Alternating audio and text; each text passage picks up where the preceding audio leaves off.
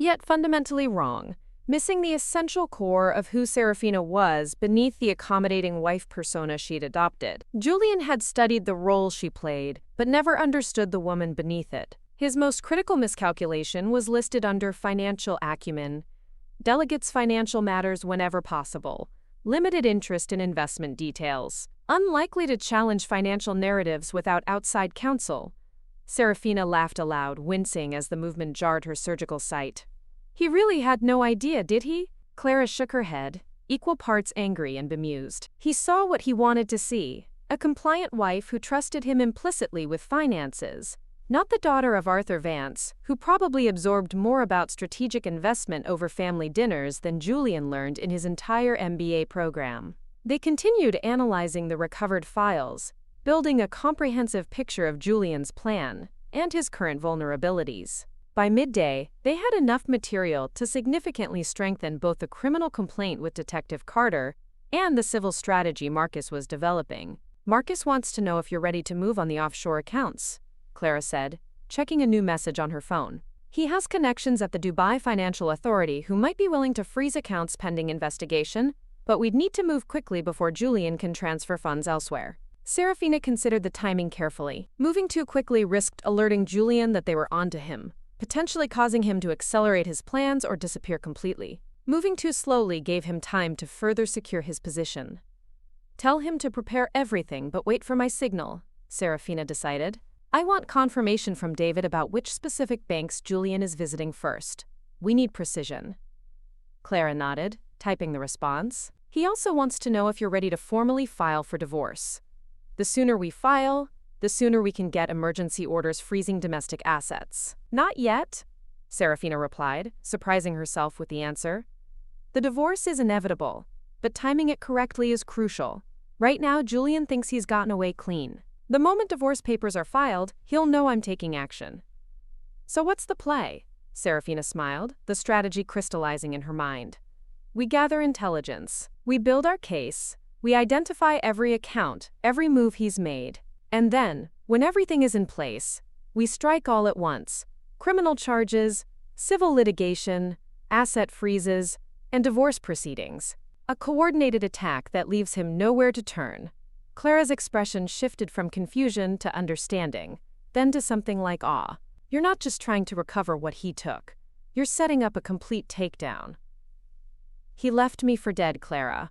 Financially, emotionally, and very nearly physically. The memory of waking alone after surgery, vulnerable and in pain, sent a fresh wave of cold fury through her. He deserves nothing less than complete consequences." The rest of the day was devoted to further intelligence gathering. Jonathan continued tracing financial movements, documenting exactly how Julian had extracted and moved their shared assets. Liam delved deeper into the recovered digital evidence, uncovering communications with offshore banking specialists dating back more than a year. Most promising was an update from David Chan in Dubai, including photographs of Julian entering the Emirates NBD Bank, looking tanned and relaxed in linen pants and a blue button-down shirt, the picture of a man without a care in the world. "He scheduled meetings at 3 different banks over the next 2 days, David reported via encrypted message. "Based on my contacts, he's setting up a complex structure of accounts and trusts, standard procedure for someone looking to hide assets long-term." The pieces of the puzzle were coming together, forming a clear picture of Julian's plan. Distribute the stolen funds across multiple offshore institutions, establish legal structures to obscure ownership, then eventually emerge with a clean fortune he could enjoy, without fear of recovering efforts. It was textbook financial evasion, exactly the kind of scenario her father had warned against when he insisted Serafina maintain separate private investments. "Always assume the worst of people when it comes to money, Serafina," he'd advised during one of their weekend financial lessons. "Not because people are inherently dishonest, but because money has a way of revealing what was hidden all along." How right he had been. Money hadn't corrupted Julian. It had simply revealed his true nature. Late afternoon brought Serafina's second physical therapy session with Vivian, even more grueling than the first. But the pain had purpose now, each excruciating movement bringing her one step closer to the mobility she would need to personally oversee Julian's downfall. Remarkable progress for day 1, Vivian noted as she helped Serafina back into bed afterward. But remember, healing isn't linear. You'll have setback days when everything hurts worse than before. I can handle pain, Serafina assured her, adjusting her position carefully. What I can't handle is helplessness. Vivian studied her thoughtfully, seeming to reach some internal decision. I have a colleague, former military rehab specialist. He works with patients who need to recover function in compressed time frames, often for unusual circumstances. She hesitated. His methods are unconventional, effective but intense. Is he better than you? For your specific needs, possibly.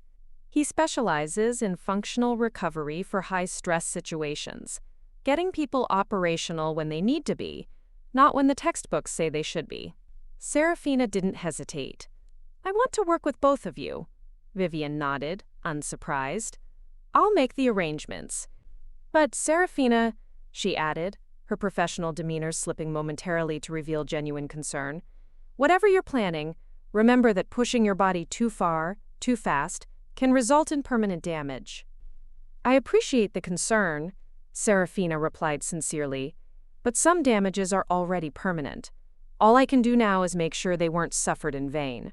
As evening approached, Serafina reviewed the day's progress with grim satisfaction. Action. In just 48 hours since waking from surgery to discover Julian's betrayal, they had assembled a formidable response team, gathered substantial evidence, initiated criminal proceedings, and begun tracking his movements internationally. Not bad for someone he dismissed as, quote, conflict-averse to a fault. The night nurse arrived with dinner and evening medication, finding Serafina studying financial documents Jonathan had sent over. You should be resting, she admonished gently, setting up the meal tray. I'll rest when I've finished what I need to do, Serafina replied, not looking up from the papers. And what's that? Serafina finally glanced up, meeting her concerned gaze with a smile that held no warmth. Getting my life back, on my terms. The nurse seemed about to say something else, then thought better of it, simply adjusting Serafina's pillows before leaving. Something in her expression must have conveyed that platitudes about rest and recovery would fall on deaf ears. As darkness fell outside her hospital window, Serafina found herself thinking again about Julian, picturing him in his luxury hotel room, perhaps celebrating his successful heist with expensive room service and champagne. Did he miss her at all? Feel any regret? Or was he simply relieved that his long con had finally reached its profitable conclusion? It didn't matter, Serafina decided, setting aside the documents and allowing herself to recline slightly. His feelings, or lack thereof, were irrelevant to what would come next. Because while Julian was sipping champagne and setting up offshore accounts, secure in the belief that he'd left his wife destitute and defeated, he remained blissfully unaware of two critical facts. Serafina knew exactly where he was and what he was doing, and she had $7.5 million in AI shares he knew nothing about. By the 5th day in the hospital, a routine had established itself. Early morning physical therapy with Vivian, followed by strategy sessions with Jonathan and Clara. Afternoon consultations with Marcus Thorne via secure video calls, and evening sessions with Vivian's military colleague, Michael Donovan, a taciturn former Navy medic who approached rehabilitation with the intensity of combat operations. You understand we're breaking every standard recovery protocol, Michael reminded Serafina as he guided her through agonizing core stabilization exercises. Your surgeon would have a stroke if he saw what we're doing. Dr. Harrison doesn't need to know, Serafina replied, gritting her teeth through another repetition. What's our timeline looking like? Michael assessed Serafina's movement with clinical detachment. At this pace, hospital discharge in 3 days instead of 7. Basic independent mobility in 2 weeks rather than 6. Still painful as hell, still limited, but functional enough for what I understand you need. What Serafina needed was the ability to travel, specifically to Dubai, where Julian remained blissfully unaware of the net slowly closing around him. According to David Chan's daily reports, Julian had settled into a comfortable routine, mornings at different financial institutions, afternoons by the pool, evenings at expensive restaurants, often in the company of a blonde woman David had identified as Simone Dubois, a financial privacy consultant with questionable credentials. "They're quite friendly," David had noted delicately in his latest report, attaching photos of Julian and Simone sharing an intimate dinner at a beachfront restaurant, his hand resting possessively on hers.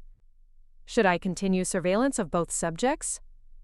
"Absolutely," Serafina replied, feeling oddly detached from the obvious implication. The romantic betrayal seemed almost insignificant compared to the calculated financial predation. If anything, it simplified matters emotionally. Complete severance rather than just financial disentanglement. Dr. Harrison arrived for his daily check-in as Michael was finishing their session, raising his eyebrows at Serafina's visible exhaustion and the specialized equipment scattered around the room. "This seems intensive for day 5 post-op," he observed with professional concern. "I'm highly motivated," Serafina replied, allowing Michael to help her back into bed. Dr. Harrison reviewed her chart, frowning slightly. "Your pain management records show you're consistently declining maximum medication. I need mental clarity. You also need rest and proper pain control for optimal healing," he sighed, recognizing the determination in her expression. "Look, Miss Vance, I can't force you to follow standard protocols, but I strongly advise against pushing too hard too fast. Brain fusion is serious business."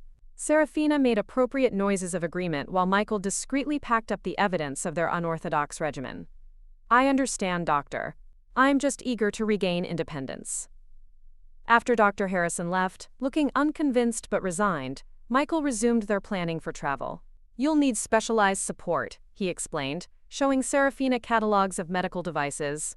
"A customized neck brace, proper seating arrangements, medication timing protocols. It won't be comfortable, but it can be done safely if we're meticulous." Serafina studied the options, selecting the most discreet yet effective supports. "Order everything. Use this card." She handed him a new credit card from an account Jonathan had established under her maiden name. And Michael, complete discretion. "I know." His expression softened slightly. "For what it's worth, my ex-wife cleaned me out during a deployment. Different circumstances. Same feeling of violation. You're handling it better than I did." The unexpected personal disclosure from the usually reserved specialist caught Serafina off guard. "How did you handle it?" A ghost of a smile crossed his face.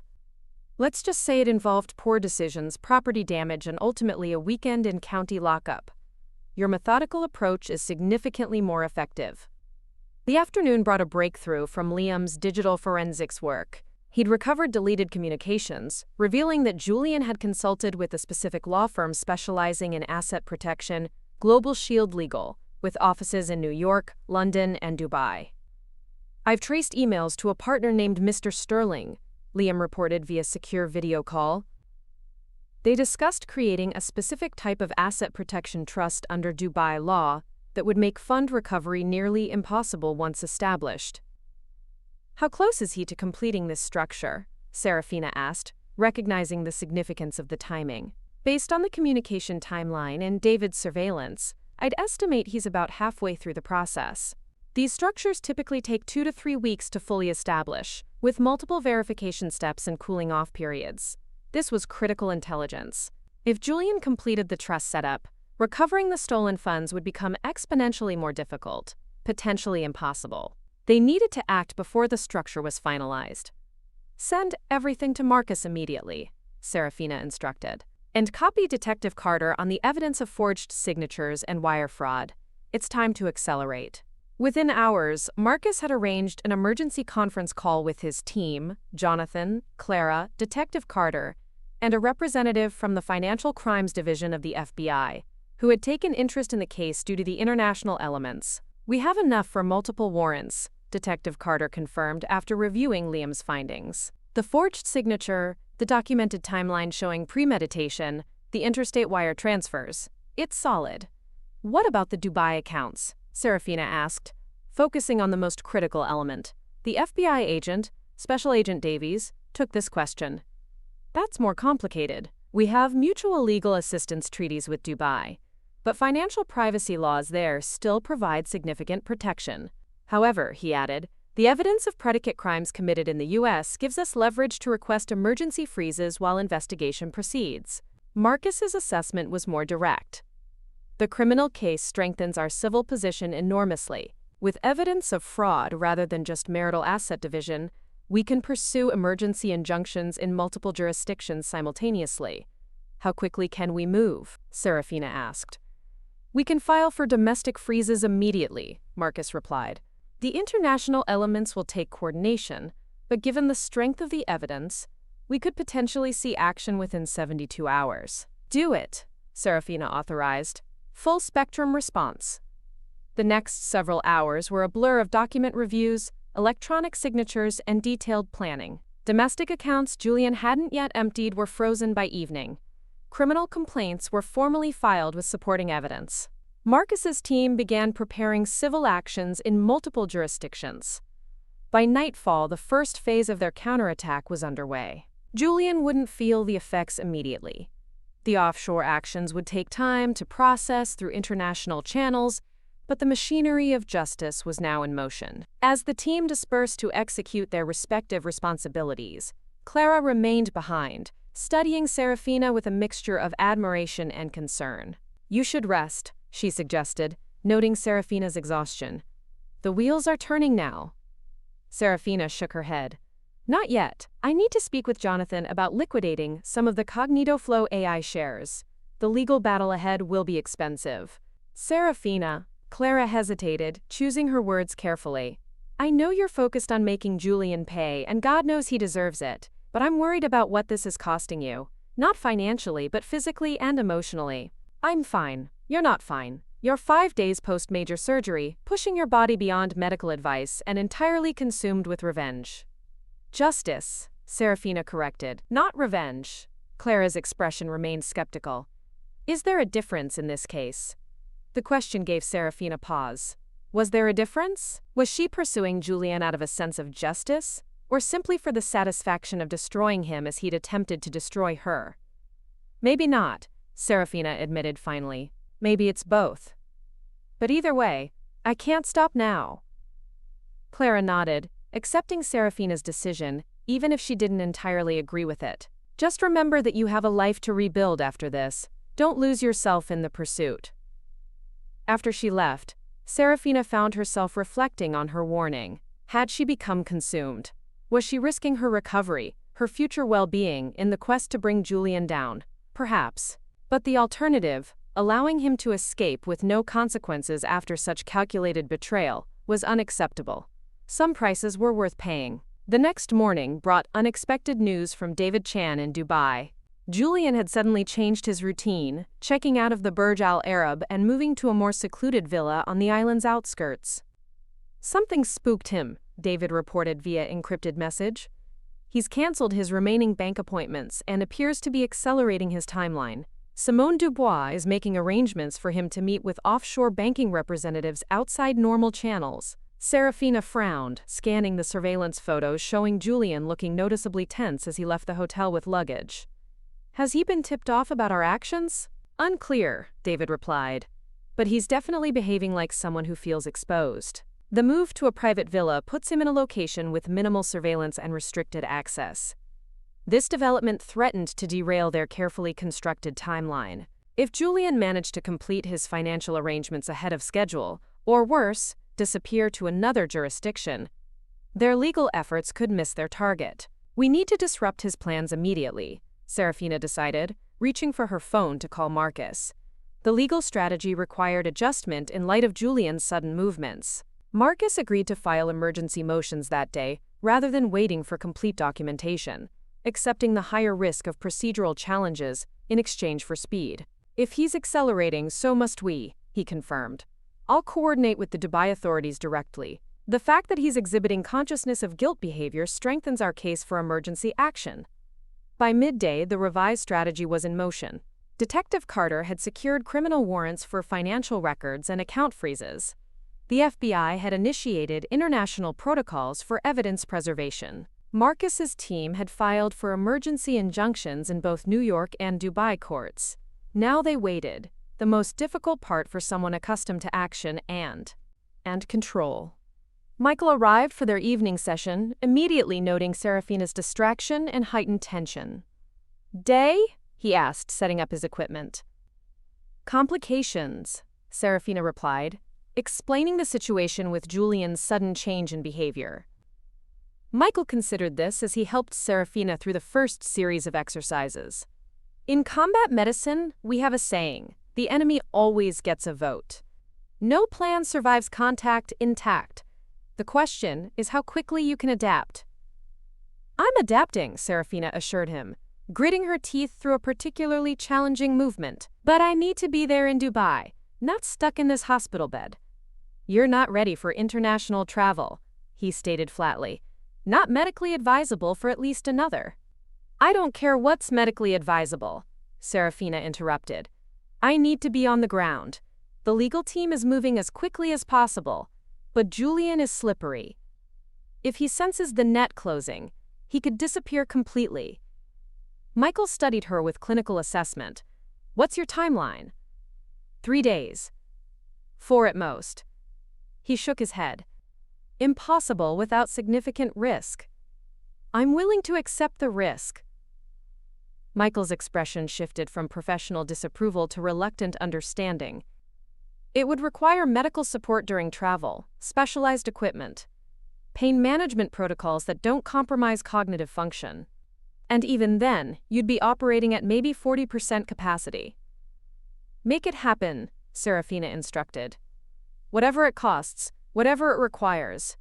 I need to be in Dubai when he realizes he's caught." While Michael began researching medical travel arrangements, Serafina received another update from David Chan. Julian had been observed meeting with a man identified as Mr. Sterling, the same Global Shield legal partner from the recovered emails, at the private villa. The meeting had lasted over 3 hours, with Sterling departing looking visibly concerned.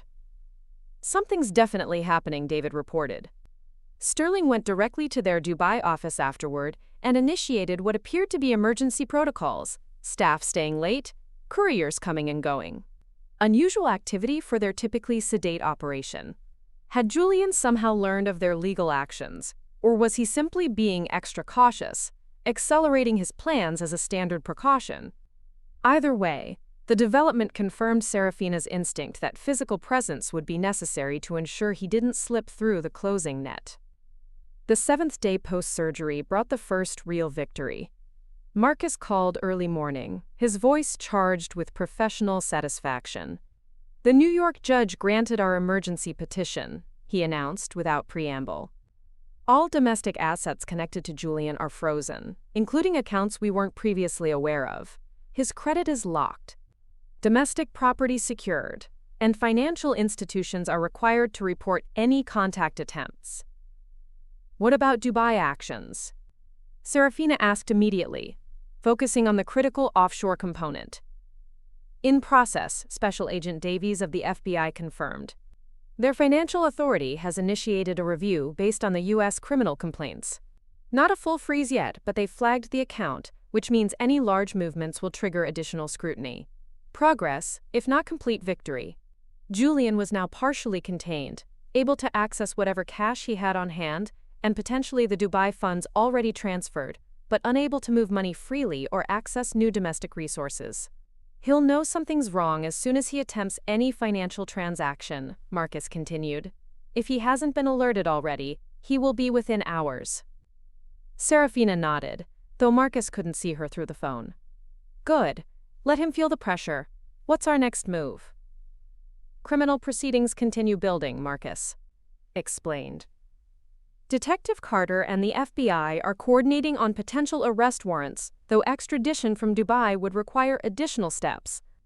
On the civil side, we're preparing for a hearing in 3 days before the Dubai Financial Services Authority."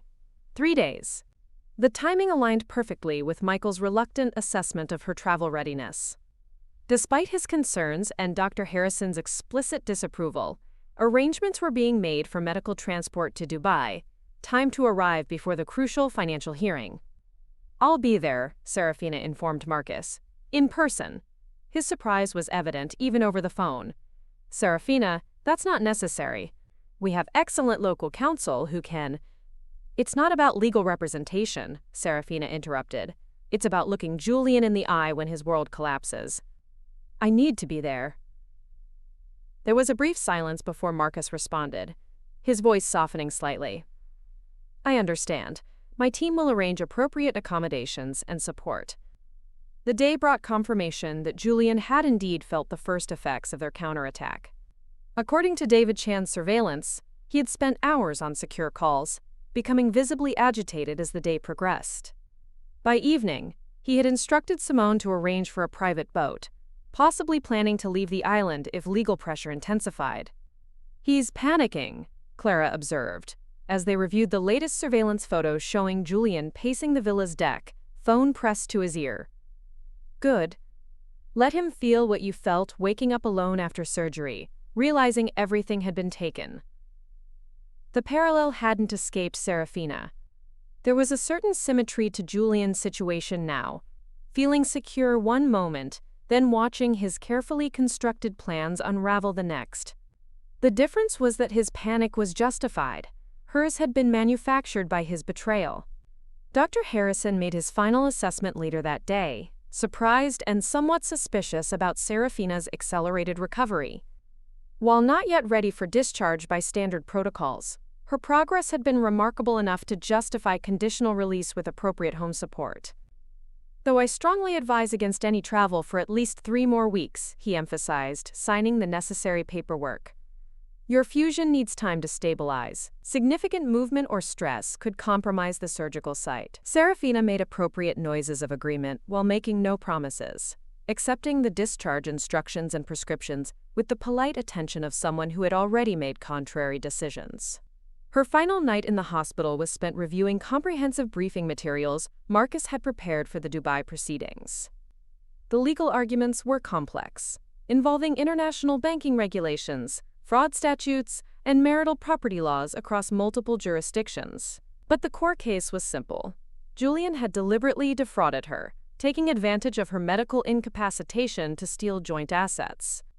Morning brought a flurry of activity: hospital discharge procedures, final consultations with Michael about travel protocols, last-minute intelligence from David Chan indicating that Julian had indeed attempted to access frozen accounts overnight and was now in full crisis mode, making frantic calls to financial institutions and legal advisors.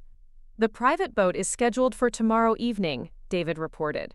"Destination unclear, but likely another Caribbean jurisdiction with even stronger privacy protections, possibly the Seychelles or Panama." The news confirmed Serafina's decision to travel immediately despite medical risks. If Julian managed to leave Dubai before legal proceedings were completed, recovery could become exponentially more difficult. Jonathan arrived mid-morning with final financial preparations. "I've liquidated a portion of the Cognito Flow AI shares as instructed," he reported, helping Serafina into the wheelchair that hospital policy required for discharge. "The proceeds have been transferred to your new accounts, just over $1.5 million immediately available." The amount represented roughly a quarter of her hidden assets, enough to fund the legal battle ahead while maintaining substantial reserves. Julian had stolen approximately $1.6 million in liquid assets. Poetic justice that Serafina would deploy the same amount to destroy his escape plans. "Any market impact from the sale?" Serafina asked, mindful of protecting the remaining position. Jonathan shook his head. "Minimal. We structured it as a series of smaller transactions to avoid attracting attention. The company continues to perform exceptionally well. The remaining shares have actually increased in value by 3% just this week. One small blessing in the midst of chaos." The Cognito Flow AI investment, her father's final gift, continued to grow, ensuring Serafina's financial security, regardless of how much the legal battle ultimately cost. Clara joined them in the hospital parking area, where a specialized medical transport waited to take Serafina to a private airfield. Michael had arranged for a medical evacuation service that typically handled international patient transfers, repurposed for their unique requirements. "Everything set in Dubai," Clara confirmed as attendants carefully transferred Serafina from the wheelchair to the specially equipped transport vehicle. "Marcus's team has secured accommodations at a property near the financial district, Private, secure, and with necessary medical facilities. The journey ahead would be challenging, physically painful and logistically complex, but as the transport pulled away from the hospital, Serafina felt a surge of grim satisfaction. 8 days after waking from surgery to discover Julian's betrayal, she was no longer the vulnerable victim he had intended to leave behind. She was now the hunter. And he was about to become the hunted. The medical transport wound through Manhattan traffic toward the private airfield in New Jersey, where a specially equipped jet waited. Michael rode beside Serafina, monitoring vital signs and adjusting her position to minimize pain from the vehicle's movement. Last chance to reconsider, he noted, checking the specialized neck brace designed for travel. This is still medically inadvisable. Noted, Serafina replied, wincing as they hit a pothole. Proceed anyway. Clara traveled in a separate vehicle ahead of them, coordinating final logistics with Marcus's team and David Chan in Dubai. According to the latest update, Julian had become increasingly erratic, making failed attempts to access multiple frozen accounts and engaging in heated arguments with both Simone Dubois and Mr. Sterling. He's running out of options, Clara reported via phone. The boat departure has been moved up to early tomorrow morning instead of evening. They're trying to leave before the financial authority hearing. The timing would be tight. Their flight would arrive late tonight, giving Serafina just hours to recover from the journey before facing the crucial hearing and potentially Julian himself. As Manhattan's skyline receded behind them, Serafina found herself thinking about the woman she had been just weeks ago, trusting, perhaps naive, believing in the partnership her marriage represented. That woman was gone, transformed by betrayal and pain into someone harder, more clear-eyed about human nature. Julian had initiated this transformation, thinking it would leave her broken. Instead, it had forged something stronger, someone who would never be vulnerable in the same way again. The medical transport continued toward the airfield, carrying Serafina toward a confrontation. 5 years in the making, though she hadn't known it until 8 days ago. Julian had planned his betrayal meticulously, counting on her vulnerability to ensure his escape. He was about to discover the cost of that miscalculation. The Dubai air felt thick with humidity as Serafina was carefully transferred from the private medical jet to the waiting transport vehicle. Despite Michael's meticulous planning and specialized equipment, the 8-hour flight had left her in significant pain, her surgical site throbbing in protest of the journey. "Take this," Michael instructed, offering a precisely calibrated dose of pain medication. "Enough to manage the pain without clouding your thinking. You'll need both clarity and endurance tomorrow." The digital clock on the transport dashboard read 1:47 a.m. In less than 6 hours, Marcus's team would be gathering for final preparations before the 9 a.m. hearing at the Dubai Financial Services Authority. According to David Chan's last update, Julian's private boat was scheduled to depart at 5 a.m., an attempt to flee before legal proceedings could fully constrain him. "We need to block the boat departure," Serafina instructed Clara as their transport wound through darkened streets toward their secured accommodations. "David has the details. Already handling it," Clara confirmed. Marcus arranged for port authorities to conduct an unscheduled inspection of all vessels departing before 8 a.m. They'll find enough minor violations to delay any departure. The property Marcus had arranged was a private villa converted for their operations, a combination of legal headquarters, medical recovery space, and security command center. As Serafina was carefully settled into the specially prepared bedroom, Marcus himself greeted her, looking impeccable despite the late hour. "Everything's in place," he reported, pulling up documents on his tablet. "The hearing is fully prepared. Port Authority cooperating. Local counsel ready." "But Serafina," he added, studying her pained expression with professional concern, "are you certain you want to attend in person? Your testimony could be submitted via—" "I'll be there," Serafina interrupted, adjusting position carefully against the pillows. "Just make sure I can see his face when he realizes what's happening." Marcus nodded, recognizing the determination behind her words. "Get some rest then. Car arrives at 8:15 sharp." Sleep proved elusive despite exhaustion. Serafina dozed fitfully, waking frequently as pain medication wore off, and tropical rain pelted against the windows. Before dawn, she was already awake, reviewing final case documents while Michael monitored her condition with professional concern. "Your blood pressure is elevated," he noted, frowning at the portable monitor. "Expected given the circumstances, but not ideal. Will it prevent me from attending the hearing?" "No, but—" "Then it's irrelevant," Serafina interrupted, returning to the documents. "What's the status on Julian's boat?" Clara entered with that update moments later, looking triumphant despite her evident fatigue. Port Authority found critical safety violations requiring immediate attention. No departures permitted until inspections are complete. Estimated time of completion uncertain, but not today. She handed Serafina her phone, showing surveillance photos of Julian at the marina at 4:30 a.m., gesturing angrily at port officials while Simone Dubois stood by looking increasingly concerned. "He knows something's wrong," Clara observed, "but he doesn't yet know what or who is behind it." By 7 a.m., the villa had transformed into a command center. Marcus's legal team arrived with final preparations. Medical equipment was discreetly packed for transport to the hearing venue.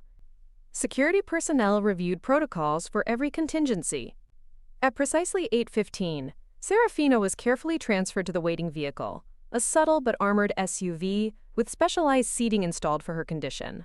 Michael accompanied her, medical bag at the ready, his expression making clear his continued disapproval of this entire venture. The Dubai Financial Services Authority building stood gleaming in the morning sunshine, its modern glass facade reflecting the ironically named Al Falah Street, a street lined with discreet offices housing trillions in global assets, seeking shelter from taxation and scrutiny. "Julian arrived 5 minutes ago," David Chan reported, meeting their vehicle at the private entrance. "Sterling is with him. They're currently in consultation room C, 3rd floor, visibly agitated." "And Simone Dubois?" Serafina asked, allowing Michael and the security team to assist her from the vehicle to a waiting wheelchair. The neck brace concealed beneath her tailored suit jacket kept her upright, though each movement sent fresh waves of pain through her surgical site. "Departed this morning," David replied with a slight smile. "Apparently decided Mr. Sullivan's situation had become too complicated for her professional services. Rats deserting a sinking ship. Appropriate." The next 20 minutes passed in a blur of final preparations. Marcus's team reviewed strategy one last time. Michael adjusted medication and support equipment. Security positioned themselves discreetly throughout the building. At 8:57, they took their positions in the hearing room, a formal space dominated by a horseshoe-shaped table, where the 5 members of the Financial Authority's Special Review Committee would sit. Marcus and his local counsel arranged themselves at one side table, leaving the opposite position conspicuously empty, awaiting Julian and his legal representation. At precisely 9 a.m., the side door opened, and Julian entered with Mr. Sterling. His confident stride faltered momentarily upon seeing the assembled group, then froze completely when his eyes met Serafina's. The shock that passed across his face was everything Serafina had traveled thousands of miles to witness. Disbelief, confusion, dawning horror. Each emotion flashed across features she had once loved, now revealing the stranger beneath. "Serafina?" Her name emerged as a strangled question. "Hello, Julian," she replied, her voice steady despite the storm of emotions coursing through her. "Surprised to see me?" Before he could respond, the main doors opened as the review committee entered. The formal proceedings began immediately. The chairwoman, a distinguished Emirati lawyer named Mrs. Al Maktoum, calling the emergency session to order. "We are convened to review petition number DXB 2025-178E regarding the disputed assets currently held in various financial institutions under the name Julian Sullivan and related entities," she announced. Given the serious allegations of fraud and the supporting documentation provided by U.S. authorities, this committee has authorized today's emergency review. Julian leaned toward Sterling, whispering urgently. Sterling's expression remained professionally blank, though the tension in his shoulders revealed his awareness of their deteriorating position. What followed was a methodical dismantling of Julian's financial escape plan. Marcus presented evidence chronologically, beginning with the forged retirement account withdrawal signature and progressing through the documented timeline of Julian's exit strategy, the damning spreadsheet recovered from his supposedly wiped laptop. Throughout the presentation, Julian's composure crumbled visibly. The confident man who had entered the room transformed into someone hunted, cornered, desperate. He whispered increasingly frantic instructions to Sterling, who could only shake his head in response, limited by professional ethics from participating in ongoing fraud. When the committee called a brief recess to consider initial evidence, Julian finally approached Serafina directly, Sterling attempting unsuccessfully to restrain him. "How?" he demanded, his eyes wild with confusion and anger. "You were supposed to be helpless," I supplied, broken, too sedated and devastated to function. His expression confirmed Serafina's interpretation. That had been exactly his calculation. "You forgot who I am, Julian," Serafina continued, meeting his gaze steadily. "You forgot who my father was, what he taught me. You thought you knew everything about our finances, but you missed something critical." Recognition dawned slowly. "The AI investment," he breathed. "Your father's special project that you never discussed." "CognitoFlow AI," I confirmed. "Currently valued at approximately $7.5 million. More than enough to fund this operation." His face contorted with a complex mixture of emotions: rage, humiliation, and, beneath it all, a calculating assessment of potential escape routes that had been his true nature all along. "We can reach an arrangement," he suggested, his voice lowered. "A settlement. Split the assets. Go our separate ways. No criminal charges, no public embarrassment." Serafina studied him for a moment. This stranger she had lived with for 5 years, seeing him clearly perhaps for the first time. The handsome features that had once made her heart race now seemed like a mask concealing something hollow and grasping. "The time for arrangements passed the moment you decided to empty our accounts while I was unconscious on an operating table," Serafina replied calmly. "There will be no settlement, Julian, only consequences." The committee reconvened minutes later, announcing their preliminary decision. All assets in question would remain frozen pending full investigation, with recommended referral to criminal authorities for prosecution of underlying fraud. Julian's remaining access to Dubai financial institutions was immediately suspended. As the formal language of financial destruction continued, Julian sat motionless, the full magnitude of his situation finally registering. Everything he had planned, the carefully constructed exit, the meticulously hidden funds, the new life he had envisioned, collapsing around him. When the committee concluded, security personnel approached discreetly. "Mr. Sullivan, your presence is requested by local authorities regarding potential violations of banking regulations." Julian's eyes darted around the room, seeking escape routes that no longer existed. "This isn't over," he hissed in Serafina's direction as security escorted him toward the door. "Actually, it is," Serafina replied, watching him go.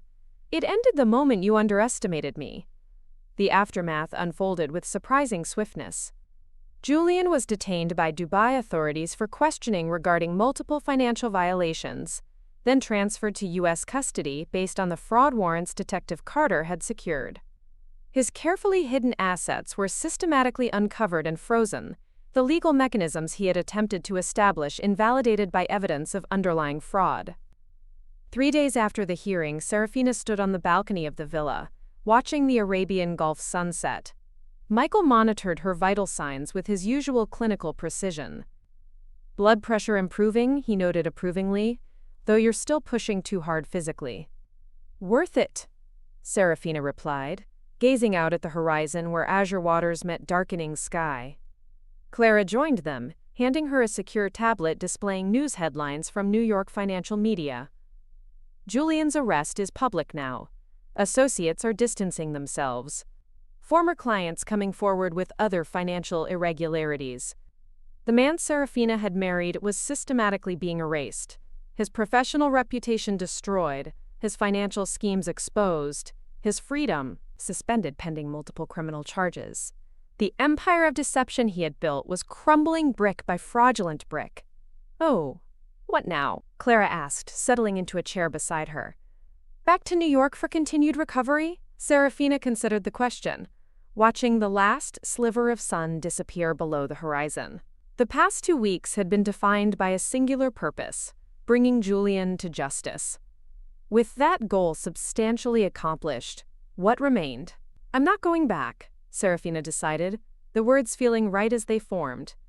"Not to New York, not to our old life there. There's nothing there for me now." "Then where?" Michael asked, packing away his medical equipment. Serafina gestured toward the coastline stretching beyond their villa. "Here. For now." The CognitoFlow AI shares provide freedom to recover properly, without rushing back to former obligations. "After that?" She shrugged slightly, careful of her healing brain. "Something new. Something entirely mine." The path ahead remained uncertain, the physical recovery challenging, the emotional landscape forever altered by betrayal. But as darkness settled over Dubai and distant lights began to twinkle along the shore, Serafina felt something unexpected take root alongside the hard-won justice. Possibility. Julian had intended her surgery to be an ending, a moment of ultimate vulnerability he could exploit to destroy the life they had built. Instead, it had become a beginning, painful and unplanned, but a beginning nonetheless. Serafina reached for the glass of sparkling water on the table beside her, raising it slightly in a private toast. To her father, whose financial wisdom had saved her, to the surgeon who had repaired her brain while her husband tried to shatter her future, to Clara, Jonathan, Marcus, Michael, David, and everyone who had helped transform vulnerability into strength. And perhaps most importantly, to the woman she had become in the crucible of betrayal, someone stronger, clearer-eyed, and finally, truly free. "To new beginnings," she murmured as stars appeared in the darkening sky. "On my own terms." Tomorrow would bring continued legal proceedings, ongoing recovery challenges, and decisions about the future. But tonight, watching waves gently break on distant shores, Serafina allowed herself to simply exist in the moment of victory. Julian had taken what he thought was everything, but he had forgotten the most important asset of all: the resilient woman beneath the trusting wife he thought he knew. That woman had not only survived his betrayal, she had transcended it.